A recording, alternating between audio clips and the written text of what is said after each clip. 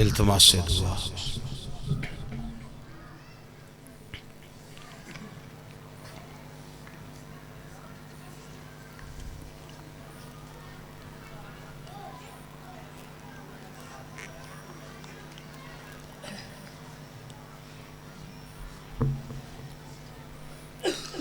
सलवात मिल के बाबा से बुलंद पड़ी।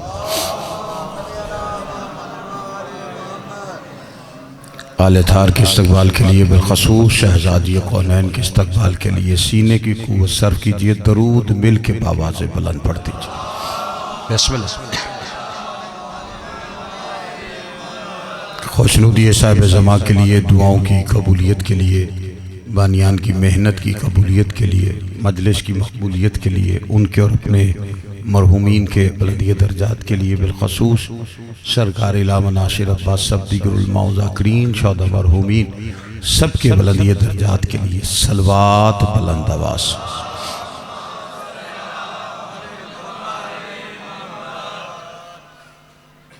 आले थार का अजीम और करीम खालिक अब तमाम हजरात को मजलिस अज़ा में हाज़री का अजर अजीम अता फरमाए। बानियान के रिज़्क़ इज़्ज़त बाख्त में इजाफ़ा फरमाए। खालिक कायनात हमारे वो गुनाह माफ़ फरमाए जिन गुनाहों की वजह से हम हुज्जत दौरा की ज़ियारत से महरूम। खालिक कायनात मालिक कायनात का जल्द ज़हूर फरमाए। जितनी जितनी गर्ज आले मोहम्मद से है दुआओं की कबूलियत के लिए उतनी बुलंद सलवात पढ़ दीजिए सारे।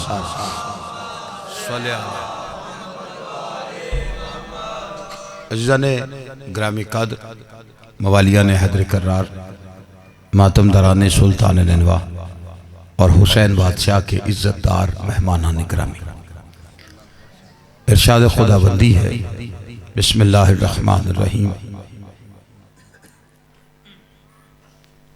व बिल हक़्क़ि अंज़लनाहु व बिल हक़्क़ि नाज़ला।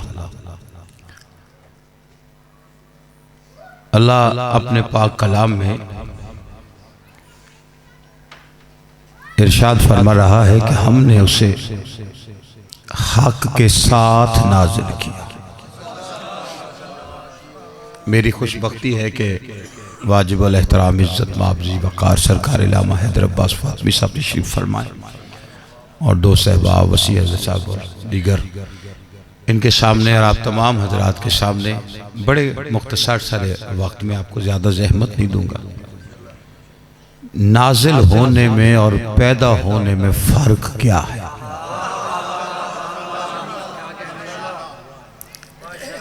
क्योंकि कुछ लोगों को इस बात का ना अंदाज़ा है ना एहसास है। देखिए, औकात और मुकाम में बड़ा फ़र्क होता है। हमें अपनी औकात में रहते हुए देखना चाहिए कि मुकाम अहले बैत क्या है।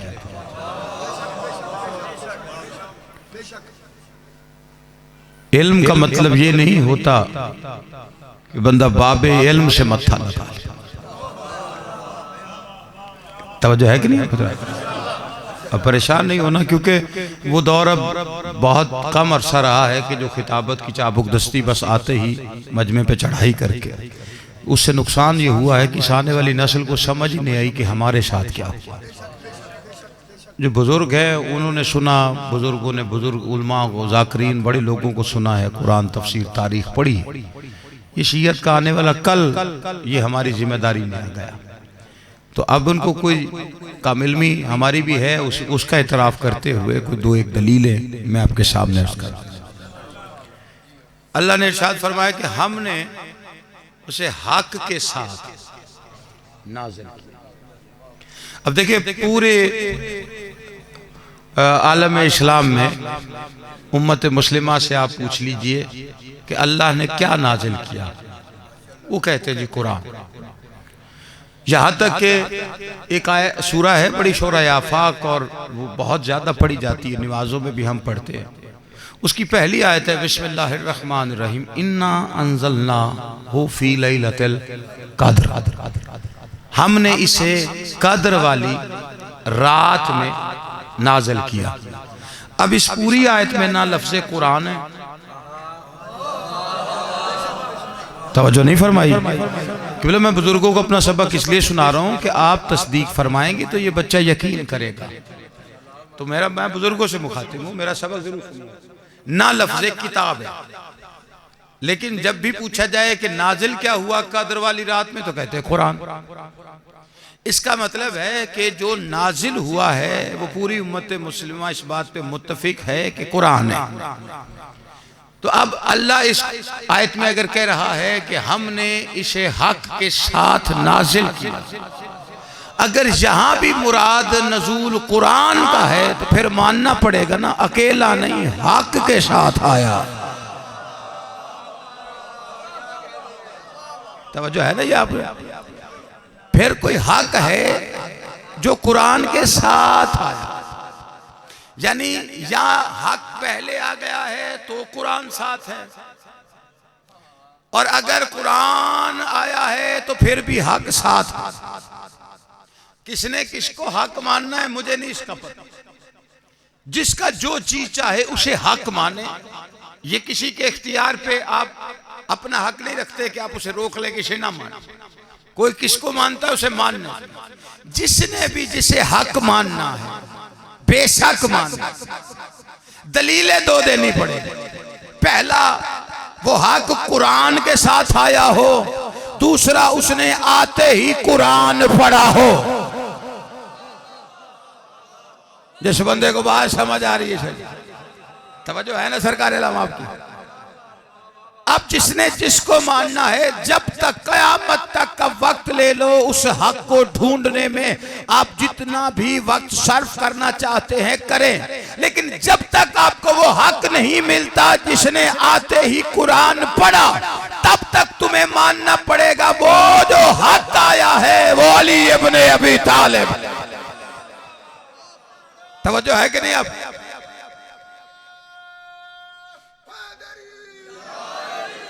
इसीलिए रसूल अल्लाह ने फरमाया अल हक को मा अली व अली माल हक, हक अली के साथ है, अली हक के साथ है।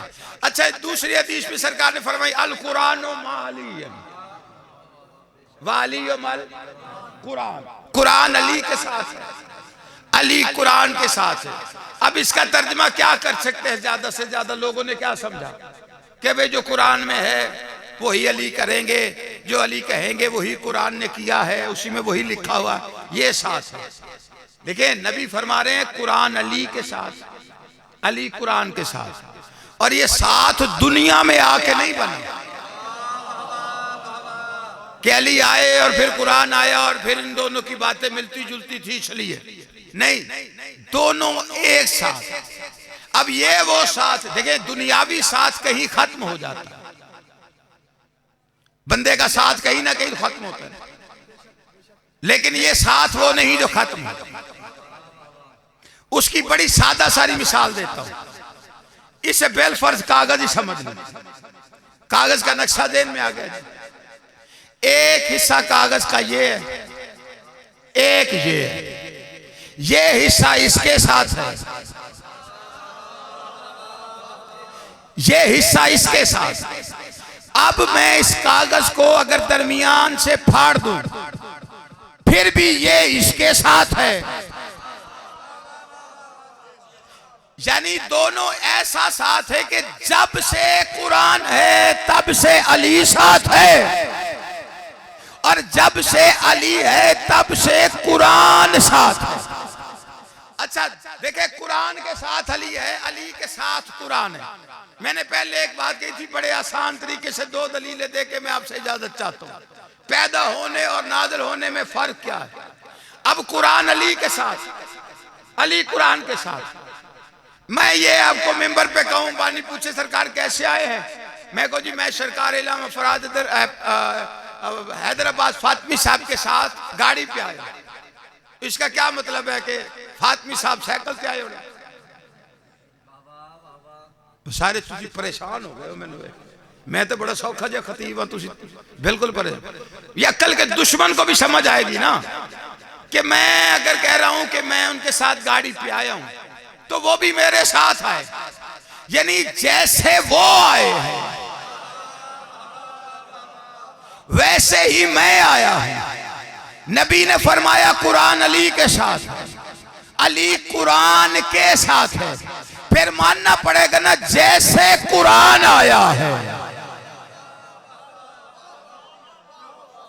नहीं, मुझे और आसान करना पड़ेगा। देखिए ये कुरान जैसे अल्लाह ला शरीक है, ला शरीक है ना, क्यों ला शरीक? अब बंदे कहते उसका शरीक कोई नहीं। देखिए ये तो सवाल का जवाब हो गया ना, शरीक कोई नहीं, लेकिन शरीक क्यों नहीं? देखिए शरीक होता है अगर कोई उस जैसा दूसरा अल्लाह होता तो उसका शरीक होता। अब उस जैसा दूसरा अल्लाह कोई नहीं, इसलिए उसका शरीक कोई नहीं। उस जैसे ही कोई नहीं, वो उसका शरीक नहीं, तो फिर वो ला शरीक है। लेकिन नबी क्या कह रहे हैं? ये कुरान के साथ, कुरान इनके साथ। इसका मतलब है कि शरीक वो होता है जो बिल्कुल उस जैसा हो। मानना पड़ेगा ना ये कुरान जैसे है। अगर ये कुरान जैसे नहीं मानते तो फिर जियारत में क्यों कहते हो अस्सलाम अलैका या शरीक अल कुरान? ए कुरान जैसे मेरा सलाम। अगर ये कुरान जैसे हैं तो अल्लाह के कुरान और नबी के फरमान को सामने रख के मानना पड़ेगा। कुरान सामित हो या नातिक पैदा नहीं नाज़िल होता है। तवज्जो नहीं फरमाई आप? अच्छा,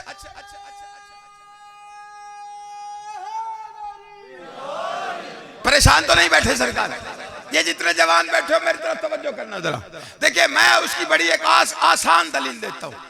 हमारे लिए हमारी औकात कुरान में लिखी हुई, जो पैदा होने वाले हैं ना उनकी औकात समेत मेरे जितने भी हम पैदा होते हैं सबकी औकात लिखी हुई। सूरह नहल में लिखी है, इरशाद खुदावंदी बिस्मिल्लाहिर्रहमानिर्रहीम वल्लाहु अखरजकुम मिन बुतून उम्महातिकुम ला तालमून शैअन। तुम्हें तुम्हारी माओ के शिकमों से जब खारिज किया गया तुम्हें किसी चीज का इल्म नहीं था, तुम ला इल्म थे। सुन सुन के पता चला चीजों का। सुना ये पानी है, ये गिलास है, कोई बताता गया, हमें पता चलता गया। अम्मी ने बताया था ये अबू है।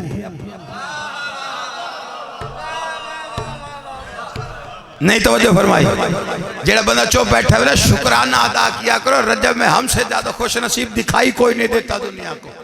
शुक्राना अदा किया करें। अली वालों तुम्हें अम्मी बताती है कि ये अबू हैं, दुश्मन अली की तो अम्मी को भी पता नहीं होता। नहीं तो वजह फरमाई। जिस बंदे को बात समझ में आई, जो पैदा होने वाला उसकी पहली निशानी है जो अल्लाह ने कुरान में रखी, किसी चीज का इल्म नहीं, ला इल्म है। तो आप ही पता नहीं चला जो पैदा हो वो ला इल्म होता है, जो नाज़िल हो वो बाबे इल्म होता है। जो आते ही कुरान पढ़े तो जो है कि नहीं। अच्छा उसके बाद दूसरी एक और दलील है, कुदरत के आप कुछ भी कर लें, कुदरत के बनाए हुए कानून से आप मत्था लगा लें अपना ही सर फटे। अल्लाह ने कुछ फितरती कानून बनाए, उसे आप बदल नहीं सकते। मसलन हम रोते हैं तो लोग हमें काफिर कहते हैं। बच्चा पैदा हो और वो ना रोए तो डॉक्टर के पीछे चढ़ जाते, इन रुआ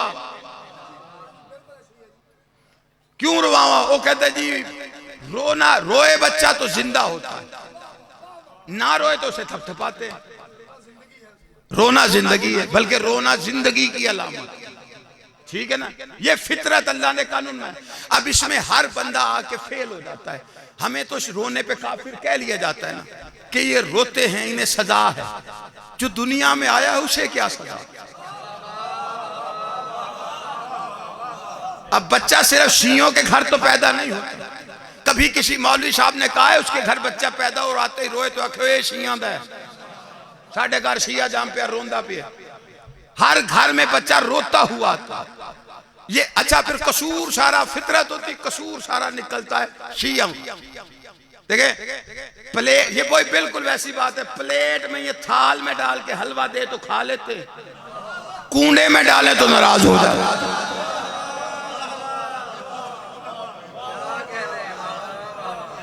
क्यों सही इवें ना तवज्जो है कि नहीं आप बर्तन से दुश्मनी हो गई और कूड़े से दुश्मनी हो गई। मेरे साथ फातिमी साहब जरा न्याज वाले दिन हुआ है हक्का सच्चा बस उस दिन एक तो हमें वैसे हमें ईद अपनी ईद की खुशी होती है, न्याज की खुशी है। कुछ लोग ना तुझी मरण दी करते हो तो जिसके जीने की हमें कोई खुशी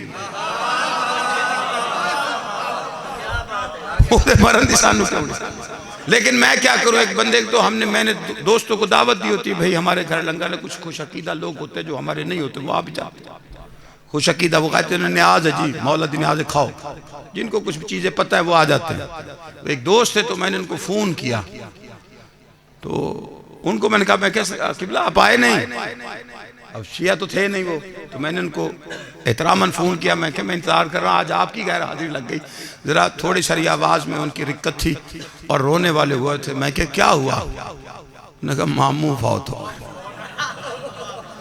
तो उधर सच्ची मुची हो। मैं कि भाई कोई गल नहीं, आज थोड़ा रोना पड़ता है। कुदरत से आप मत्था नहीं लगा सकते, बच्चा रोता है ये फितरत है।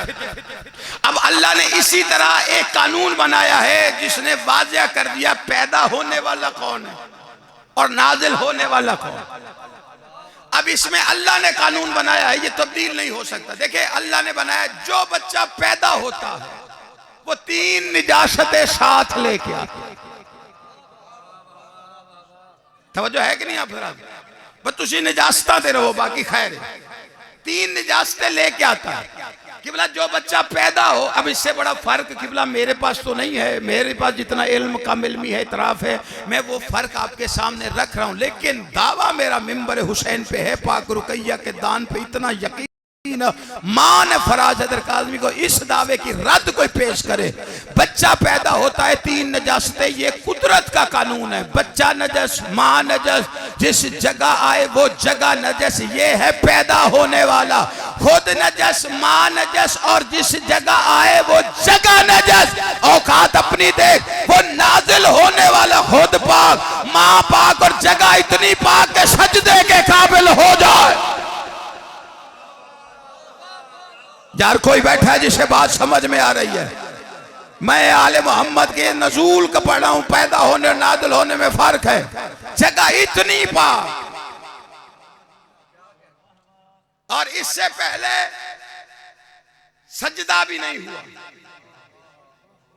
13 रजब से पहले काबे का कोई सजदा दिखाए।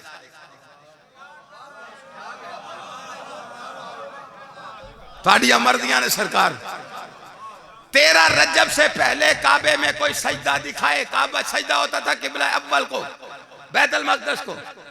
और एक वक्त आया है कि नबी नमाज पढ़े हैं और पीछे अली भी हैं और नबी ने सर उठाया आसमान को देखा। दूसरी दफा तेरे मेरे नबी ने देखा था कि वो अल्लाह तड़प के कहता है तेरा बार बार आसमान की तरफ निगाह उठा के देखना, मैं देख रहा हूं। अन करीब किबला उसे बनाऊंगा जिससे तू राजी हो जाए। किबला उसे बनाऊंगा जिससे तू राजी हो जाए। तो वो भी तो अल्लाह का घर है, वो भी तो किबला है, वहां तो बतूल रहती है। पता चला वहां पे नबी राजी नहीं, तभी तो अल्लाह कह रहे ना उसे बनाऊंगा जिससे तू राजी होगा। इसका मतलब जिस किबला में अली ना हो मोहम्मद उस किबला से राजी नहीं होता। तो जिस किबला में अली नहीं, जब मोहम्मद उस किबला से राजी नहीं होता तो जिस नमाज में अली नहीं अल्लाह उस नमाज से राजी कैसे हो। कोई बैठा है यार जिसे बात समझ में आ रही।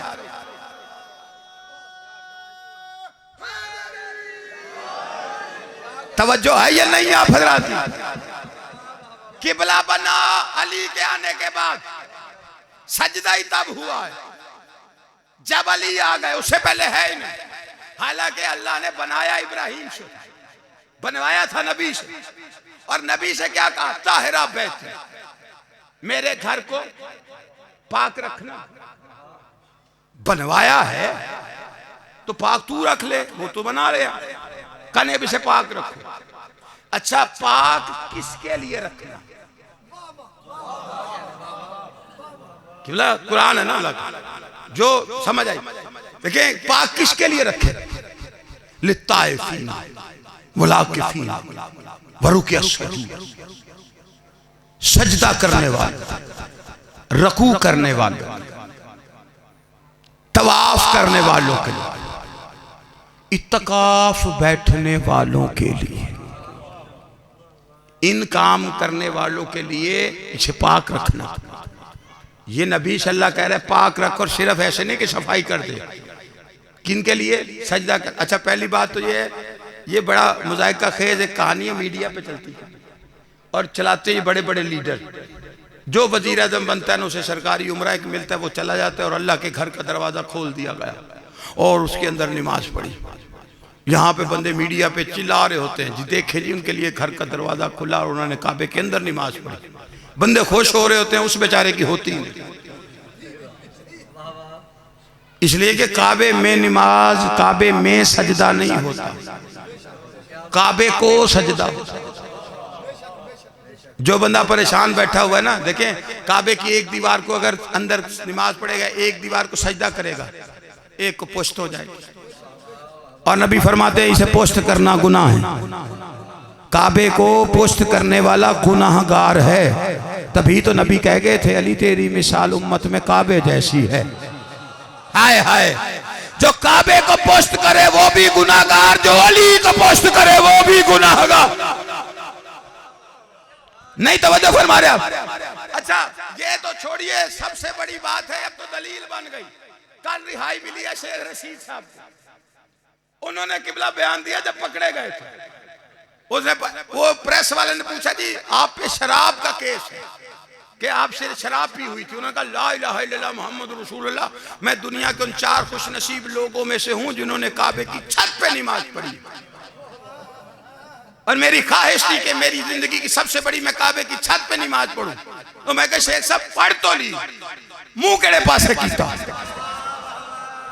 ना ना ना ना ना ना मेरे साथ जागना कुलिया देगा क्या तेरा मेरा रसूल, मुंह किस तरफ किया है। ना ना थोड़ा मेरे तारीख में मेरे पीछे चलो मेरे साथ। अली की विलायत का ऐलान करने के बाद एक वक्त आया कि मक्के में नबी ने कहा बिलाल काबे की छत पे चढ़ के अजान दे। बिलाल ने कहा या रसूल अल्लाह पहले मैं अजान देता था तो मुंह काबे की तरफ करता था, छत पे चढ़ जाऊंगा काबा नीचे होगा तो मैं किस तरफ चेहरा करूं। कहा वहां जहां अली बैठा है, जिस तरफ अली बैठा है वहां आकर वहां अपना रोक कर और अजान दे। इसका मतलब है कि आज भी लोगों के दिल में ये ख्वाहिश उठती है कि मैं काबे की छत पे नमाज पढ़ूं। उनके लिए नबी कुलिया दे गए कि अगर छत पे नमाज पढ़नी पड़ जाए तो मुंह नजफ की तरफ कर लेना।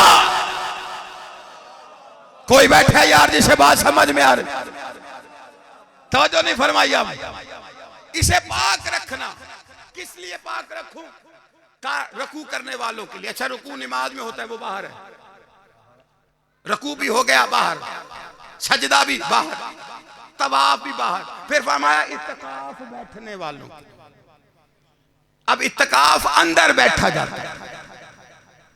आज तक आले सऊद के पास चाबी आज भी है। कोई बंदा छत पे नमाज तो पढ़ ली, अंदर भी पढ़ ली। आज तक कोई हुक्मरान कोई बड़ी हस्ती नहीं मिलेगी आपको जिसने ये कहा हो कि मैं अल्लाह के घर के अंदर इत्तिकाफ बैठा। भाई इत्तिकाफ है, बैठना अंदर पड़ता है ना, तो साफ तो करवाया है, पाक रखवाया है इत्तिकाफ के लिए, तो बैठा तो आज तक कोई नहीं ना। ऐसी भी बात कोई नहीं, हमने ऐसे ही अहले बैत को मानना हुआ। देखिए मजहब अहले बैत में इत्तिकाफ होता है 3 दिन का।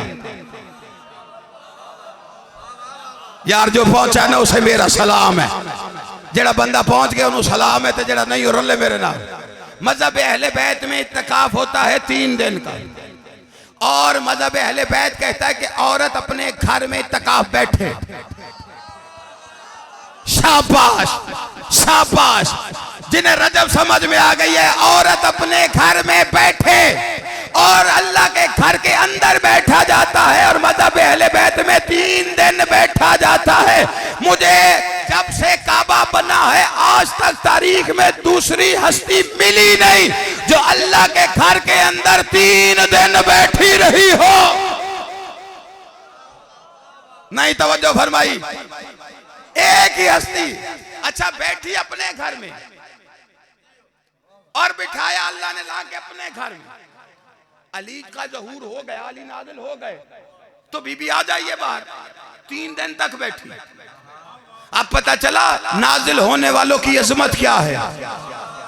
ना ना ना ना, हसन मुसल्ले पे आए, हुसैन मुसल्ले पे आए और नबी ने फरमाया था हसन हुसैन का बाप इन दोनों से अफजल है।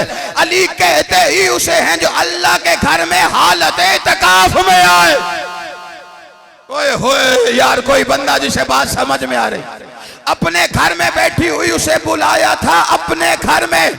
या अल्लाह, अपने घर में औरत तो बैठ सकती है, इत्तिकाफ अपने घर में, तू अपने घर में बुला रहा है। अबू तालिब के घर से उठाया है, अपने घर में इत्तिकाफ बिठा लिया। औरत तो अपने घर में बैठ से, अपने घर में बुलाकर इत्तिकाफ बिठा कर बता रहा हूं, मेरे और अबू तालिब के घर में फर्क कोई नहीं है। नहीं तवज्जो फरमाइए आप, जिस बंदे को बात समझ में आ रही, तवज्जो है या नहीं? आप बीबी बैठी अंदर इत्तिकाफ 3 दिन तक और अली का ज़हूर हुआ और अपने घर में बैठी हुई। देखिए बतूल अल्लाह के घर में और अल्लाह ने फरिश्ते को बेटे की बिशारत दी। उसने कहा होगा कैसे, मुझे तो मासी किसी ने नहीं।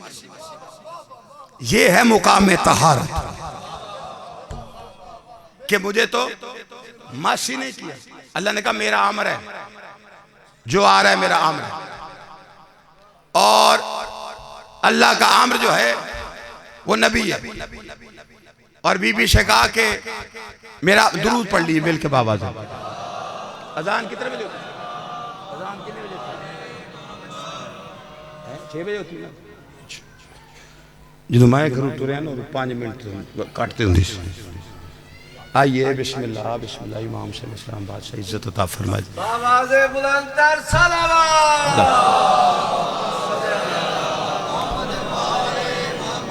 तवज्जो है कि नहीं? आप मेरे भाई आ गए और कारिउल कसायद है, बेहतरीन पढ़ने वाले शहजादा आपके सामने खिताब फरमाएंगे।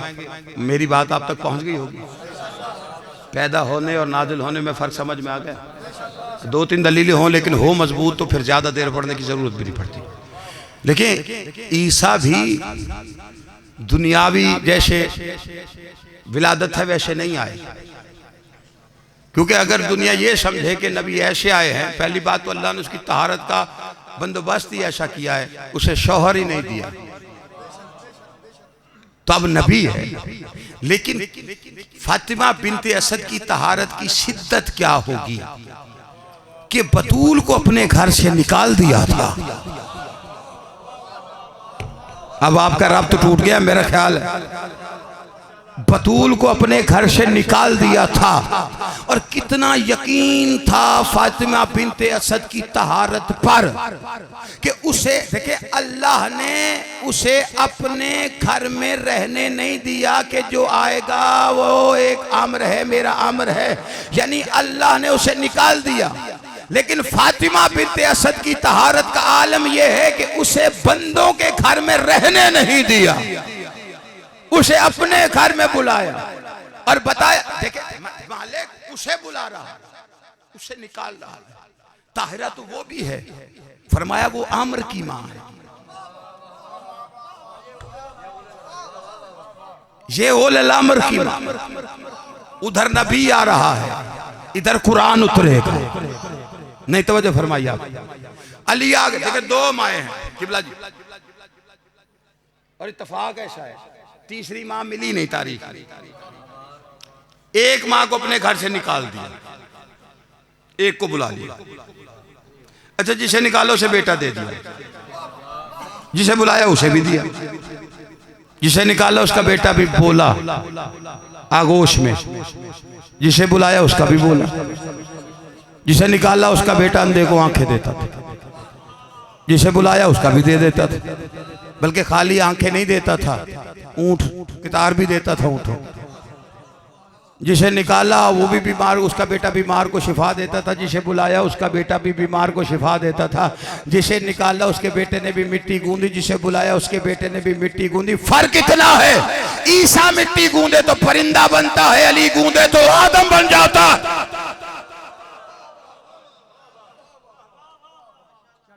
लो जी बात खत्म करते जी। वाह वाह, इमाम हुसैन सलामत रखे। अच्छा मैं बात खत्म करता हूँ जी, किबला आ गए। देखिए बीबी फातिमा बिनते असद, ये बच्चों के लिए पढ़ रहा हूँ जी, हूं जरा इन्होंने वास्ते गल, क्योंकि सवाल इन्होंने होंगे तो परेशान होंगे।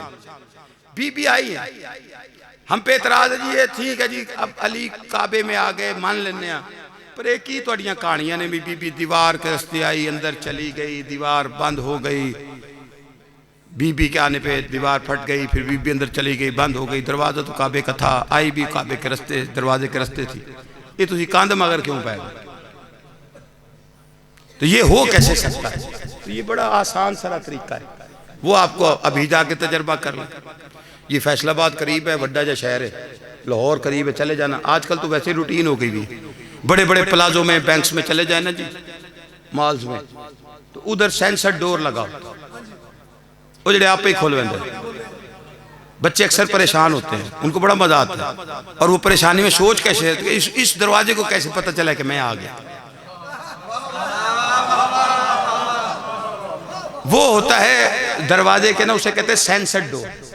वो दरवाजे के करीब ना एक ऐसी हो लोहे की वो पतली सी होती है, उसके नीचे सेंसर लगाते हैं, 2-3 कदम पहले।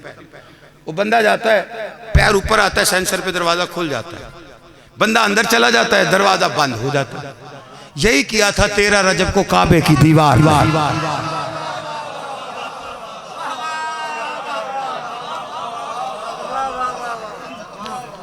खैर अगली कहानी आपको पता है, लेकिन अब यह है कि बीबी तीसरे दिन आई तो दरवाजे के रास्ते बाहर क्यों है? 3 दिन का मैंने बता दिया जी क्यों रही है, ठीक है जी। अच्छा दरवाजे के रास्ते से क्यों आई?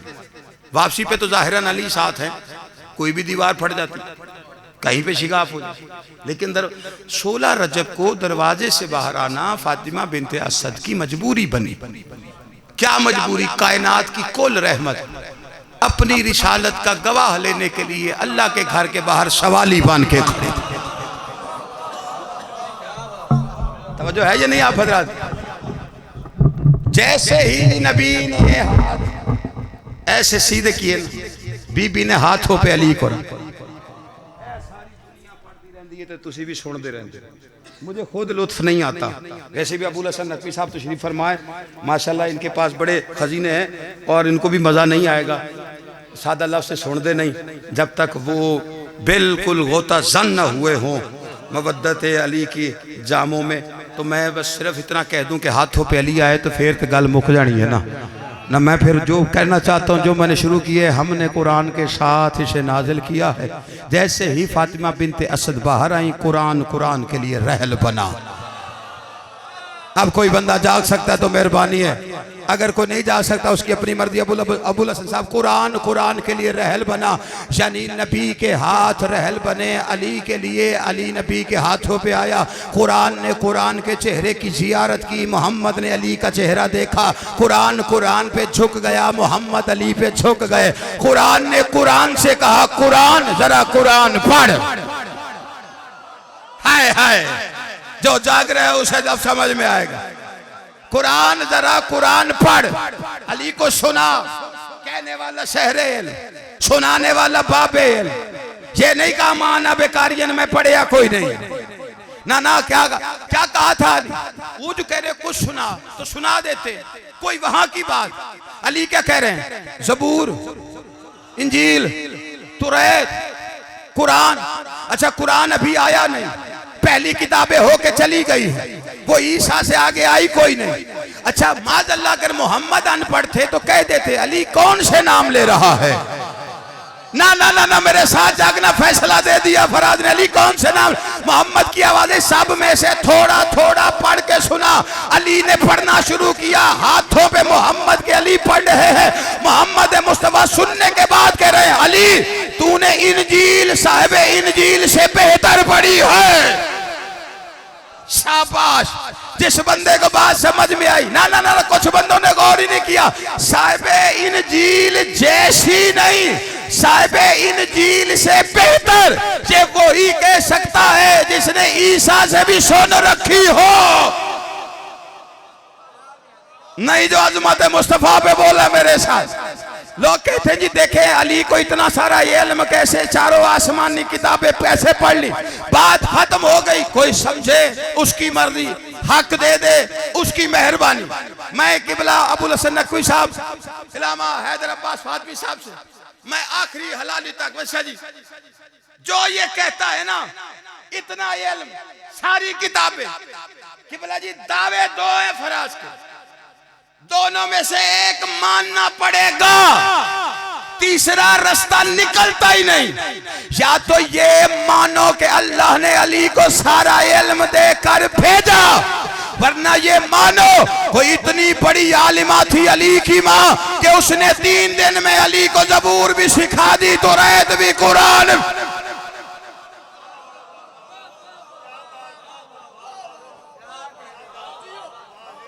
नाज़िल होते हैं, उनका मुकाम बुलंद है।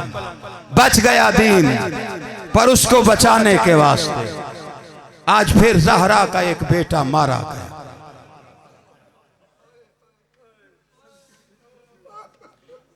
शहादत मेरे भाई ने पाई, बस मैंने आपकी तवज्जो करवाई है कि आज कयामत कौन सी गिरी है। अल्लाह जाने सैयदा से क्या दुश्मनी थी, उसकी औलाद को जहां दिल किया, जहां मौका मिला। आज 25 हो गई है, कल 26 27 है, 2 दिन का नाना के रोजे पे मेहमान है। दुआ किया करो किसी शरीफ को वतन ना छोड़ना पड़े, छोड़े तो अकेला जाए। मैं आपके इलाके में आया हूं, शुरफा का तरीका है रात ज्यादा हो जाए, इलाके के हालात शुरफा को पता होते। मैं अगर जाने के लिए कहूं और को पता हो कि रास्ता ठीक नहीं, हालात ठीक नहीं, हर शरीफ आदमी कहेगा किबला आप हमारे मेहमान हैं, आपकी जान का तहफ़्फ़ुज़ हमारी जिम्मेदारी है। हम जानते हैं ये रास्ता ठीक नहीं है, हालात ठीक नहीं, रात ना जाइए, सुबह चले जाने। आया भी मैं अकेला हूँ, जाना भी मैंने अकेला है। बहने लेके हुसैन निकलने लगा, पूरे मदीने में से किसी ने नहीं कहा हुसैन रात के वक्त बहने लेके ना जा। बस मैं बड़ा मुख्तसर करके अपना बयान समेट रहा हूं। मक्तल कहता है इन दिनों में ये जो दिन जा रहे हैं ये हुसैन के कत्ल की साजिश हो चुकी, मदीने में दुश्मन आ गया, हथियार जहर पहुंच चुके। अनीस फरमाते नाना के रोजे पे जाता था, किबला जी ये मैं आपके लिए तोहफा फातमी साहब, नाना के रोजे पे इन दिनों में जाता था ना, जब पता चल गया ना उम्मत रहने नहीं देती, मगरिबैन पढ़ता, शाम का चिराग जलाता, फिर नाना को हाल दिल सुनाया करता, बातें करता नाना के साथ। शबीर रो रो के कभी हाल दिल सुना के कहते नाना आप दुनिया से चले गए, आपकी उम्मत ने हमारे घर में आग लगा दी, नाना अम्मा जख्मी हो के तेरे पास आई। फिर कभी जाके चिराग जला के रात को हाल दिल सुना के कहता नाना कूफे में शाही थी, बाबा की तेरी उम्मत ने हमें यतीम कर दी। फिर मदीने के हालात सुना सुना के कहता था नाना मैंने तेरे नफीस बेटे को तेरी उम्मत की वजह से 2 कफन दिए। तो एक दिन रो के कहता नाना मैं तेरी बाज़म का 5वां चिराग हूं, तेरी उम्मत मुझे बुझाना चाहती, लेकिन हुसैन होके वादा करता हूं अपने खून से तेरी गलियां रंगीन नहीं करूंगा। अनीस फरमाते जैसे 28 रजब आई, शाम गया है नाना के रोजे, मदीना छोड़ने से पहले मगरिबैन पड़ी, हस्बे रिवायत चिराग मामूल जलाया। अनीस फरमाते चिराग जला के उठा, दामन झाड़ के कहता है सुबह शाम चिराग जलाने ना आऊंगा, नाना मैं हाल दिल सुनाने ना आऊं, अब सुबह शाम हाल सुनाने ना आऊंगा, नाना मैं अब चिराग जलाने ना आऊं। मक्तल कहते ऐसे आया था जैसे फाते आता, पैर जमा के शब्बीर चले। जहां से मेरे भाई ने छोड़ा मैं एक कदम वहीं से पढ़ रहा हूं, क्योंकि मौसम करीब आ गए शब्बीर की गुर्बत पढ़ने। भाई भाई की कब्र पे, जिन्होंने जन्नतुल बकी का फोटो देखा है, कितनी दूर है सैयदा की कब्र हसन की कब्र से। मक्तल कहते हैं माँ की कब्र पे ऐसे आया जैसे अकबर की लाश पे, सीने से लगा के कहते हैं लहू में डूबा हुआ चमन देखने चलो, अम्मा ज़ैनब के हाथों में रस्म देखने चलो। जिसने मातम करना है, कब्र सैयदा से आवाज आई, जिसके कुर्ते सीख के आई हूं, गाजी कहाँ है? शब्बीर ने अब्बास को बुलाया, कब्र ज़हरा पे अब्बास कयाम में नहीं, रकू ऐसे खड़ा होकर कहता आकाज़ादी मेरे लिए क्या हुक्म? जो ये कहते हो ना अली की बेटी जनाब आलिया को अब्बास पे बड़ा मान था, आओ तुम्हें बताऊं सैयदा को कितना मान था अब्बास पर, जिसके कुर्ते सी के गई। कब्र ज़हरा पे आके रुखसत से पहले जनाब अब्बास ने कहा क्या हुक्म है? अनीस फरमाते ज़हरा की आवाज आई मेरा शब्बीर है, अब तेरे हवाले अब्बास, कोई गुर्बत में इसे मार ना डाले अब्बास, जब तक तेरी सांस में सांस है हुसैन का ख्याल रखना। जैसे ही घर आया अब्बास तैयारी का हुक्म, तैयारी के हुक्म के लिए हर हुजरे के दरवाजे पे अब्बास गाजी का किबला एक हुजरा ऐसा है, अल्लाह जाने कितनी इज्जतों वाली अली की बेटी, कायनात की हुज्जत चल के, वक्त की हुज्जत चल के, वक्त का इमाम चल के दरवाजे पे आया, माथे पे हाथ रख के कहते मेरा सलाम हो, मदीना छोड़ने का वक्त आ गया, बिस्मिल्लाह पढ़ के उठिए। अभी पैर उठा के दहलीज पे रखना चाहती थी, या उम्मुल बलीन के लाल ने दोनों हाथ नीचे रखे, देखे कहते मेरी गुर्बत का वास्ता अभी हुदरे से बाहर ना आना। बीबी ने वापस पैर रखा है, या अब्बास गाजी एक जश्न में घोड़े की जीन पे आया, रकाबों में पैर डाले, जोर दे के खड़ा हुआ, आसमान की तरफ देख के कहता अल हिजाब। शबीर कहते किससे कह रहे? मौला आसमानी मखलूक से कह रहा हूं, पर्दा करो, अली की बेटी बाहर आ रही। पर्दा करवाने के बाद दहलीज पे आकर रोया गाजी, अब मैंने इंतजाम पूरा किया है। अब जानते हो किस इज्जत से निकली है घर से, आपने रुखसती सुनी है, आप सुनते रहेंगे।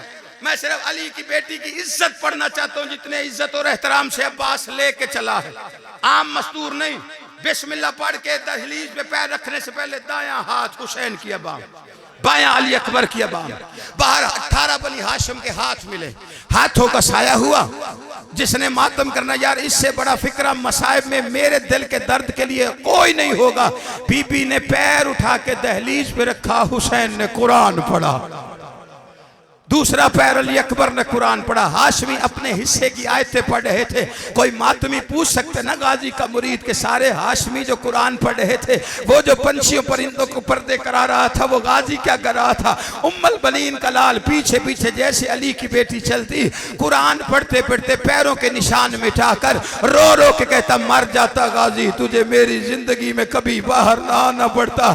ज़हरा की हवेली का घर, 14वां कदम, अली की बेटी जमीन पे बैठी, अबाओं से हाथ छूटे, तड़प गया शब्बीर। आलिया क्या हुआ है? देख के कहती कितना चलना है, मैं थक गई हुसैन, मैं थक गई। का मामल करीब लेके आओ, बस मैं मुख्तसर करके करीब आ। बिल्कुल बीबी की सवारी दहलीज के करीब आई, खड़ी अली की बेटी, हाशमी करीब आई, अम्मा मैं सवार कराऊं?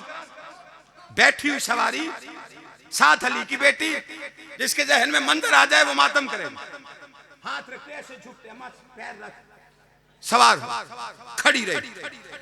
हर हाशमी आए, अम्मा मैं सवार, खड़ी रही अली की बेटी, जहां तक कि हुसैन ने आके कहा बहन मैं कराऊं सवार। अली की बेटी खड़ी रही, सारे हाशमी हट गए, सबसे आखिर में गाजी आया, सब ने हाथ आगे किए, उम्मुल बलीन का लाल सजदे में सर रख के कहता तू उसकी बेटी है जिसके पैर मोहरे नबूवत पर आते थे, आ मेरे सानों पे पैर रख, मैं तुझे महमल में सवार कराऊं। अल्लाह जाने फिक्रा में पढ़ने लगा हूं, तू मातम कर, तेरी मर्जी, हाय कर, तेरी मर्जी, बाकी तू जाने, तेरे दिल के दर्द जाने। जैसे ही अली की बेटी महमल में सवार हुई है ना, कितना वक्त लगता है सवारी को उठ के खड़े होते हुए, इससे पहले कि महमल उठ के खड़ा होता सवारी बीबी की खड़ी होती। हाशमी बिजली की तेजी से अपने अपने अपने घोड़ों पे आए, हाथों पे नंगी तलवारें। काबा बन गई अली की बेटी की सवारी। हाशमी जहाजी बन के नंगी तलवारें लेकर तवाफ करते रहे और हाथ में जुल्फिकार बाबा की। अब्बास मदीने की गलियों में अल हिजाब की सदाएं देता हुआ इतनी शान से अली की बेटी को मदीने से लेके चला। ये थी 28 रजब की तैयारी और वो थी 11 मुहर्रम। हाथों में हथकड़ियां थी, सर पे बुर्का कोई नहीं था। बगैर पलान वाले ऊंट के करीब आई, एक दफा फुरात की तरफ देख के कहती अब्बास आज बहन को सवार नहीं कराएगा। गाजी देख बहन शाम जाने को तैयार खड़ी।